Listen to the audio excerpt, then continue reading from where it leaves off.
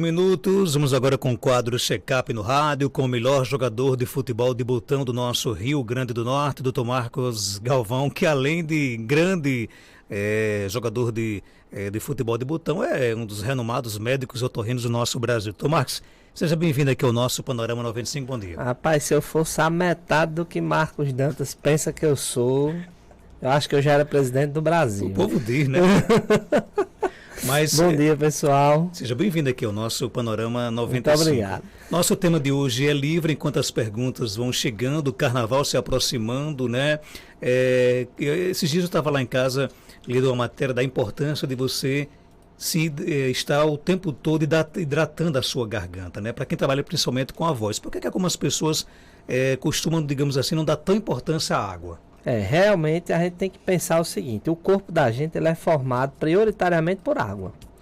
Então toda a dinâmica que o nosso organismo faz e precisa para a gente funcionar bem, ele depende da água. Então, todas as reações químicas que acontecem na gente, o meio para que isso aconteça é a água. Então a gente tem que realmente manter o estoque de água muito bem abastecido, né? Aquela regrinha que a gente escuta há muito tempo, de tomar pelo menos 2 litros de água por dia. Hoje em dia há uma mudança nisso aí, eles calculam pelo peso corporal, mas é uma regra que é válida, pelo menos 2 litros de água por dia. E a gente mora numa região de clima muito quente, né? Então, regiões de clima quente a gente tem que ter um cuidado redobrado, porque a gente perde muita água por evaporação no suor. Chegando o período do carnaval, é uma época do ano onde o clima daqui ainda está quente e seco, a importância de hidratar a via respiratória fica maior ainda, porque nossa via respiratória, ouvido, nariz, garganta, bronco, pulmão, precisa de muita água, precisa estar bem hidratado para funcionar bem. E no carnaval a gente tem um cuidado redobrado, né? Geralmente tem uma cervejinha, tem uma cachaçinha, muito sol quente, e aí a gente às vezes está tomando a cerveja lá no dia a dia e esquece de tomar água. E muita gente pensa que cerveja, por ser líquido, vai fazer a gente hidratar. Se você pensa que cachaça é água, não é água, né? Pelo contrário, quando você bebe muita bebida alcoólica e não ingere água, você pode passar por um processo de desidratação, né? Todo mundo sabe que quando começa a beber e quando a cerveja pega, a gente começa a urinar bastante, né? Começa a perder água, porque o álcool ele tem essa capacidade de bloquear a retenção de água no rim, e a gente começa a perder mais água ainda. Então, beber tem que estar associado, beber bebida alcoólica tem que estar associado a um aumento da ingestão de líquidos e de água. E puxando o gancho do carnaval, essa semana uma pessoa me fez uma pergunta no Instagram sobre a questão de perda de audição pelo barulho do carnaval. E eu lembrei de um fato curioso que aconteceu no consultório há muito tempo. Eu recebi uma jovem uma vez no consultório, ali na casa dos 20 anos, que estava no carnaval, ali na Coronel Martiniano, tomou uma mais pesada junto com as amigas e adormeceu. Só que ela adormeceu no pé do paredão, né? Ali onde a gente chama, bem em frente ao paredão do bloco delas. E as amigas, muito cuidadosas, né, disseram, não, deixa ela dormir aí, e quando a gente for embora, a gente acorda e vai todo mundo para casa. Bom, e ela dormiu, como se diz, até a barra quebrar, né? Quando o sol estava nascendo, aí acordaram e ela foi para casa feliz e satisfeita com o carnaval. E aí no dia seguinte ela percebeu que não estava ouvindo bem e que estava um zumbido no ouvido. Então ela tinha passado por um processo que a gente chama de trauma acústico, que é uma exposição prolongada a um ruído, a um som muito forte. Sem perceber. Tava dormindo, né? Tava dormindo. E aí, os dias foram passando, ela curtiu o resto do carnaval e nada da audição e do zumbido voltarem. E aí ela chegou no consultório, acho que uns 30 dias depois, e o resultado era que ela tinha evoluído com uma perda de audição definitiva, né? Em decorrência desse trauma acústico, já com necessidade de uso de aparelho auditivo nos 2 ouvidos, por causa de uma noite de carnaval, que ela ficou horas e horas e horas exposta ao som muito forte lá do paredão.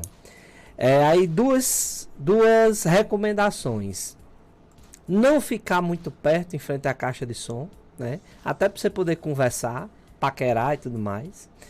E o som poder deixar você conversar. E se acontecer o trauma acústico, ou seja, acordei no dia seguinte, estou com dificuldade de escutar, estou com zumbido no ouvido e estou percebendo que isso não está melhorando no correr do dia, vá ao otorrino o mais rápido que você puder. Porque quanto mais cedo a gente tomar uma providência com o trauma acústico, maior a chance da gente reverter a situação e você não acabar evoluindo para uma perda auditiva, para uma perda de audição. É bom você falar sobre isso porque muitas pessoas às vezes minimizam essa questão de problemas na audição e demora a procurar o otorrino. E demora a procurar, exatamente. O prejuízo a cada dia que se passa é grande. Exatamente. Problemas auditivos que acontecem repentinamente. Então, fui dormir bom, acordei com dificuldade de escutar, devem ser investigados e procurados o quanto antes. É uma corrida contra o tempo. Existe uma situação que a gente chama de surdez súbita, onde seu ouvido perde a função de uma hora para outra. E muitas vezes sem causa, sem explicação nenhuma. E se a gente começar a tratar nas primeiras 48 horas, a chance da gente resgatar essa audição é maior. Passou disso, a chance de não resgatar vai sendo cada vez mais frequente. Essa questão que aconteceu com essa mulher, ela é muito semelhante, por exemplo, a pessoas que dormem com a luz do quarto acesa e durante a noite não percebe que está dormindo, mas acorda com dor de cabeça, por exemplo. Pode acontecer também, né? Existe uma coisa que a gente chama de higiene do sono. E um dos pontos da higiene do sono é dormir no escuro, né? Para o organismo da gente entender que é noite e que é hora de dormir. Então, o certo é a gente dormir sem estímulo visual nenhum. Luz apagada, som desligado, celular na cabeceira da cama e pronto. Tem pergunta aqui no nosso WhatsApp, 99205-3030. Bom dia. Bom dia, Marco, doutor. Tomar cerveja com gelo dentro, tem algum benefício? Ajuda a hidratar? Se torna a mesma coisa que tomar água? E aí, Dr. Marcos? Eu acho que eu não bebo cerveja, não ingiro bebida alcoólica. Eu acho que o sabor da cerveja não vai ficar o mesmo, né? E a questão do gelo, acho que o objetivo da pergunta é o gelo derreter e a gente ingerir a água do gelo. Eu acho que é uma quantidade de água muito pequena para compensar. É melhor a gente tomar o copo de cerveja de um lado, de água no outro e ir tomando os dois concomitantemente. Outra pergunta, doutor, porque quando eu limpo meu ouvido, fico tossindo e até me dá ânsia de vômito? Rapaz, isso é uma coisa que acontece com algumas pessoas, não é todo mundo. Mas existe um reflexo que algumas pessoas desencadeiam quando mexem no ouvido. Em limpar, a gente no consultório, às vezes só em examinar, dá uma cosquinha na garganta, a gente começa a tossir. Tem pessoas que fica nauseado, inclusive. Não é uma doença, certo? Não é um problema. É um reflexo que é desencadeado pela manipulação do ouvido, que acontece com algumas pessoas e outras não. Tem mais pergunta aqui no nosso WhatsApp, bom dia. Bom dia. Eu tive Covid o mês passado. Aliás, eu tenho sinusite, rinite, essas coisas. Eu tive Covid o mês passado e eu notei que pós-Covid, não sei se isso é sequela, né? Eu não sei, enfim. Eu notei que estou tendo crise constantemente de sinusite e meus ouvidos, quando, tipo, nem eu tapando, mas eu fico tipo como fosse fazendo nos meus ouvidos, mas eu não tinha isso antes do Covid. Isso foi pós-Covid. Tem a ver uma coisa com outra, doutor? Alguma relação? A gente tem recebido, né? Covid, como a gente desde o começo, a gente vai continuar dizendo por muito tempo, é uma doença que a gente ainda não conhece. Bote anos aí para frente de estudo para o mecanismo dela ser bem entendido. Mas a gente tem recebido cada vez mais pessoas com esse relato de ter rinite e pós-Covid os episódios de rinite terem se tornado muito mais recorrentes. E a explicação que a gente tem para isso é que, como a Covid é uma doença que inflama a via respiratória, ela inflama o nariz e a face, e aquele paciente que é predisposto vai começar a entrar em crise por causa dessa inflamação. Não temos tido muita dificuldade em tratar esses pacientes. Quando a gente faz um tratamentozinho bacana de rinite por um período mais longo, para desinflamar bem, eles ficam bem.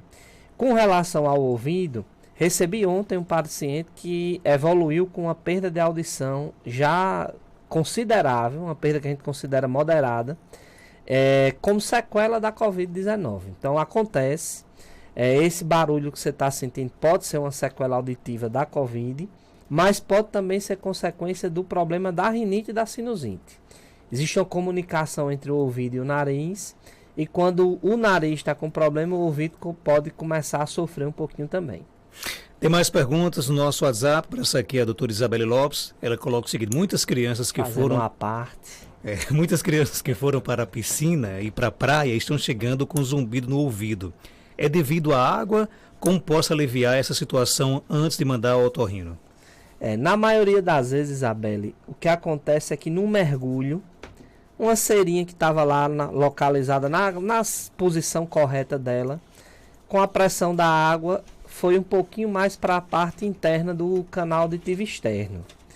E aí bloqueia o canal ou chega a tocar no tímpano e começa a ficar com esse zumbidozinho.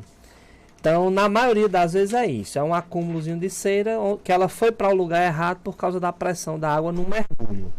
Só que praia, piscina, verão, sempre tem a questão das otites. Se o ouvido tiver com dor, por exemplo, a gente tem que pensar que pode ser um otite. Mas na maioria das vezes em criança é esse deslocamentozinho da cera para uma parte mais interna do canal auditivo. Tem mais perguntas aqui no nosso WhatsApp. O ouvinte quer saber o seguinte: meu filho tem 3 anos de idade e sempre acorda com a garganta irritada. O que é que pode ser? Olha, provavelmente ele está dormindo de boca aberta, né? Quando a gente tem essa queixa de irritação da garganta pela manhã ao acordar, e que no decorrer do dia, depois que a gente toma água, depois que a gente vai se alimentando, ela vai melhorando, geralmente é porque a noite foi ruim, nariz obstruiu, dormiu de boca aberta e o ar da madrugada ficou ressecando e irritando a garganta.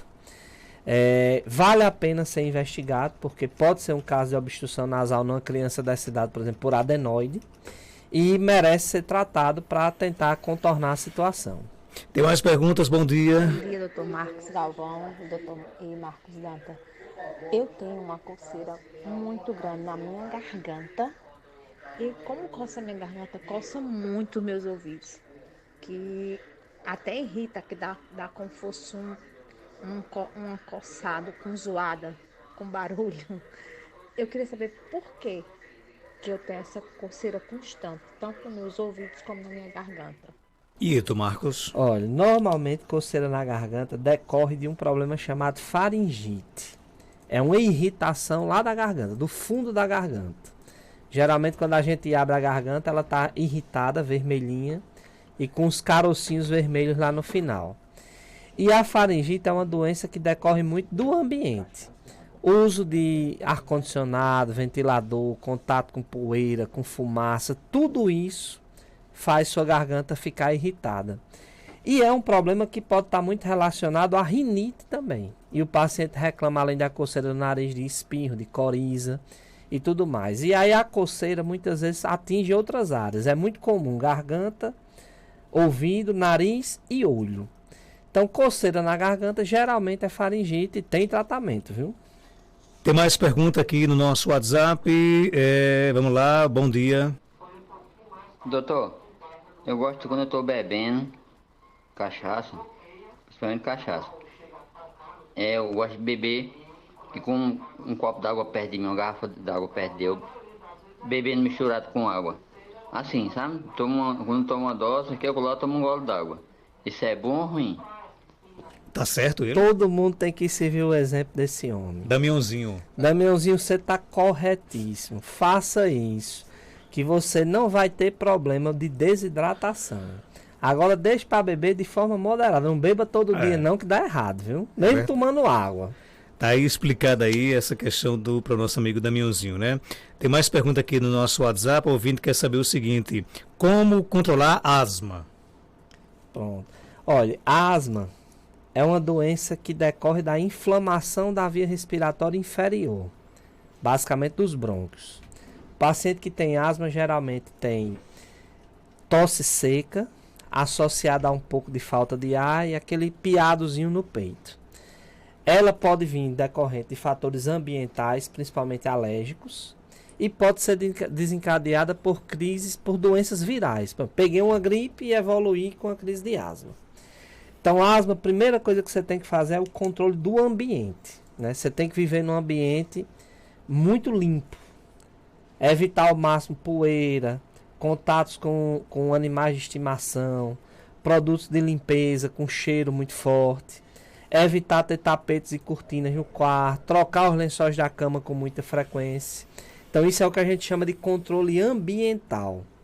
Além do controle ambiental, existe a medicação.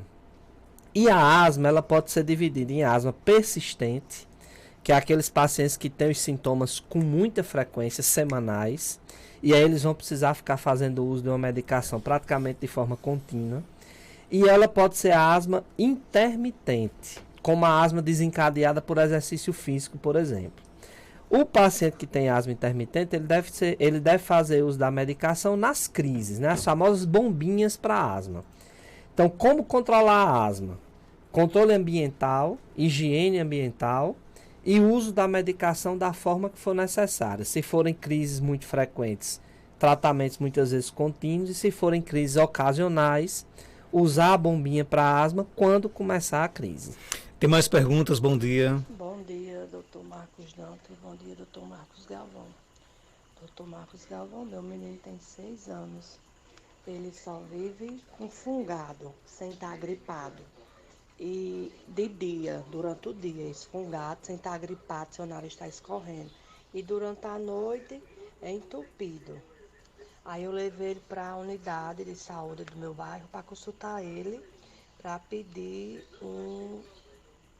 uma requisição para o otorrino. O médico disse que ele mesmo ia fazer o tratamento. Aí passou um remédio para ele, para usar 2 vezes ao dia. 2 jatos em cada narina. Aí eu comprei, mas eu fiquei com medo de comprar, sabe? Mas eu comprei. Aí eu tô até vendo resultado. Ele não tá mais ficando entupido durante a noite, porque ele ficava entupido até com o ventilador. E sem o ventilador também, ele acordava várias vezes entupido. Aí eu tô vendo resultado, ele não tá ficando mais entupido.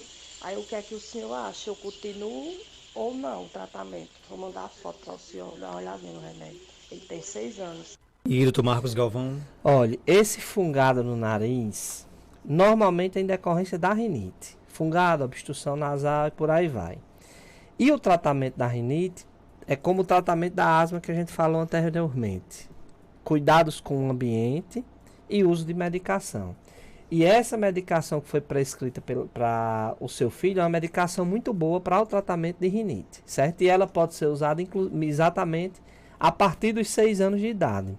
Então mantenha o tratamento do jeito que ele prescreveu, certo?